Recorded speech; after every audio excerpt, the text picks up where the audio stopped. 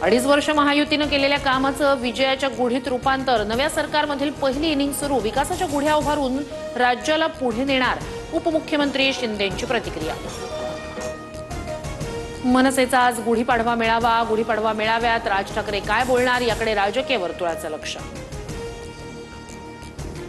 लाडकी बहीण योजना जाहीर केली तेव्हा राज्याच्या तिजोरीवर 43,000 कोटींचा भार आला. तिजोरीवर वाढलेला भार पाहता कर्जमाफीही होणार नाही अशी माहिती. संजय शिरसाट यांची प्रतिक्रिया.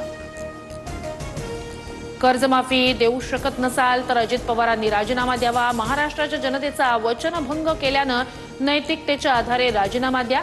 संजय राऊतांची टीका.